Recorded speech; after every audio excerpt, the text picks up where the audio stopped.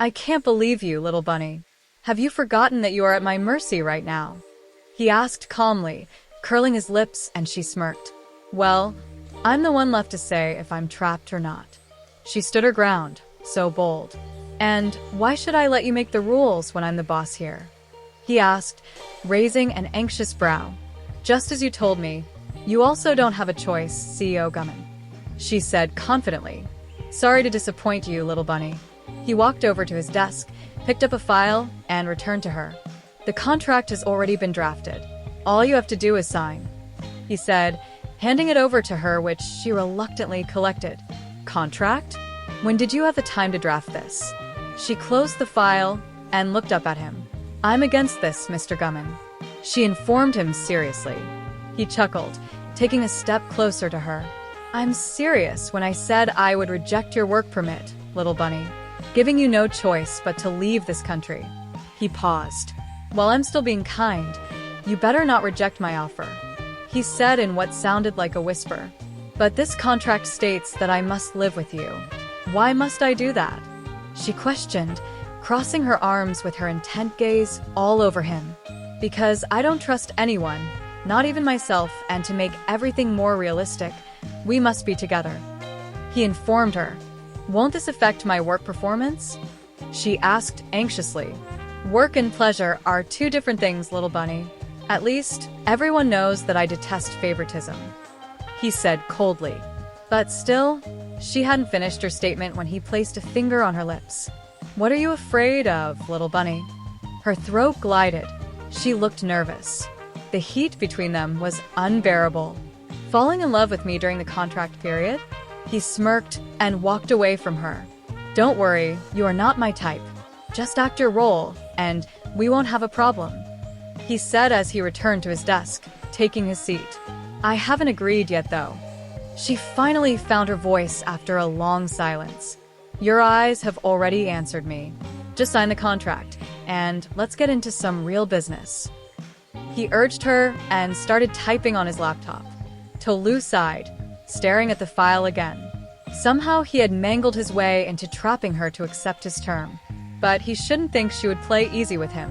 Gumin had just finished from his office, scrolling through his phone, hand in his pocket as he walked in the isolated presidential garage. Park, stop getting on my nerves, he muttered. His voice slightly echoed because apart from cars, the garage was somewhat empty. He was about to open the car door when a loud feminine voice called out. Wait! He turned, only to find Tolu approaching him in high pace, rolling her luggage along. What's going on? He looked at her, confusion and astonishment lancing in his eyes. What does it look like? She replied as she got closer to him. Did you sleep in the hospital staff room? He asked anxiously, and she smirked. I intended to do that until I find myself a new apartment, but thanks to you, I don't have to think about that for a while. She rambled at his face, and he scoffed, rubbing his chin. Following the contract, you're to come to my house next week, not today. He reminded her, and she shrugged. Does it make any difference? Let's go. She opened the back seat door, dropped her luggage inside. He was still standing there, staring at her. She shoved him aside, opened the front passenger seat, and sat down. Should I drive you, sir? She asked him with a hint of mockery in her voice.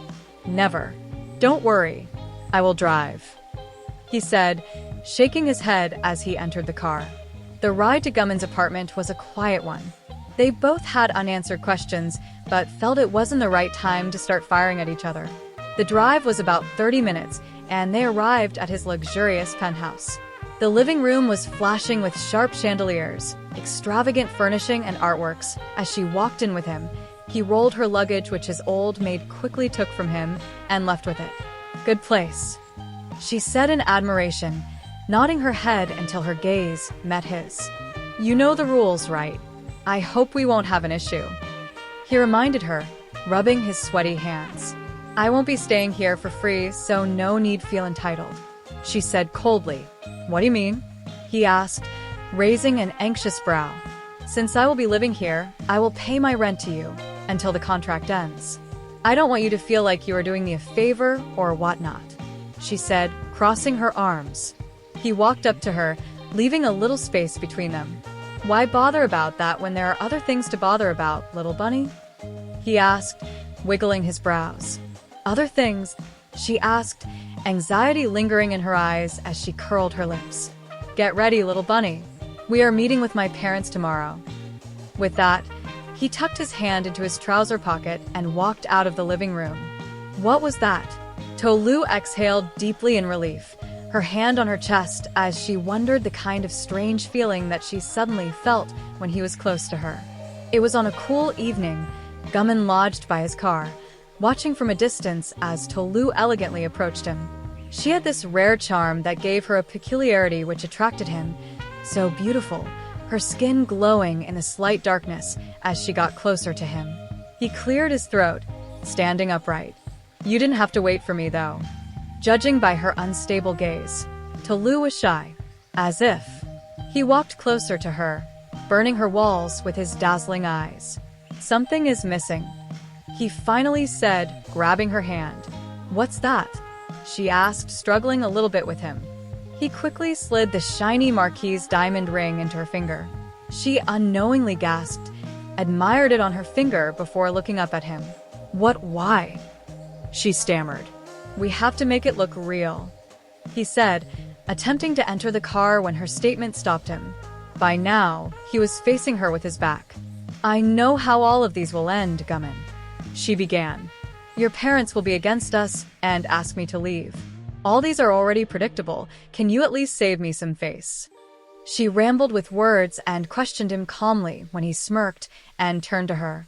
He walked towards her, completely closing the gap, that she could feel the heat of affection burning in the atmosphere.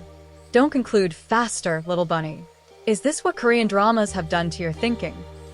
He teased her with a soft chuckle. She finally held gaze with him, her throat gliding. So, what's the plan? She asked, raising an anxious brow. I think there is only one way to shut you up. He shook his head. What? She was still trying to balance after reacting when his stout arm pulled her closer, and he ravished her lips with a tight, deep kiss. They remained that way for a long time. Tolu, shocked, but found herself closing her eyes and enjoying the tantalizing taste of his Burberry tasteful lips. Now, can we go? He whispered, slowly pulling away, and Tolu hiccuped. Why couldn't she push him away? Sure. She nodded nervously. Gumin's parents' mansion was way bigger than his. The structure, the design, the furnishing, and everything exuded wealth. Tolu felt somewhat intimidated as she locked arms with him, walking on the luxurious hallway and into the exquisite living room. You are here. Mr. Han and his wife, Madame Han, flashed them a smile from where they were seated beside each other. Mother. Father. This is the lady I was telling you about, Gumin said courteously, beckoning at Tolu to sit down. They sat beside each other on the long armchair. Wow. She looks prettier in person. His mother chirped in. This is the first time I'm seeing my son with a woman. His father began. You must be worth the catch. His father said with a nervous grin, nodding his head. This wasn't what Tolu had expected, and she wasn't feeling comfortable at all. Were they two-sided, or was there something she didn't know about? Nice to meet you, sir and madam. Tolu's voice finally broke the silence. Mother, Gumin was about to speak when his phone started ringing. He looked at the phone screen, but on seeing the caller, it seemed like a call that shouldn't be missed. Please, excuse me for some minute. He gave Tolu a sharp nod of assurance before walking out of the living room. Tolu bit her lips and held her sweaty hands, so nervous. To her amazement, his parents quickly rushed over to her, their eyes filled with curiosity. You have to do something for us. His father spoke first, and Tolu sighed. She knew it. Something was wrong. We are not against your relationship with our son, but you must help us. His mother adjourned. What can I do? Tolu asked politely. Mr. Han and Madame Han stared at themselves for a long time before Madame Han spoke first. Grandchild. I want a grandchild from the both of you, as soon as possible. His mother said with urgency in her voice, and Tolu's gaze widened. What? Her heart skipped. She didn't know why she was feeling both shocked and excited on hearing Madame Han's statement. My turn. Mr. Han called her attention. If you can get him to withdraw his shares in Lexus Group and not fund a certain rivalry organization. His father paused with a deep sigh. Then, I won't have a problem with your relationship with him. His father said conclusively. What the hell was going on? They weren't against her? Tolu's eyes darted at them in disbelief. Was she dreaming? They didn't care about her color, her race, her family, or background. They cared more about their son. And all these proposals, how could she achieve them when their son was unpredictable? Tolu swallowed hard on nothing, confused and finding it hard to avoid his parents' urging gaze.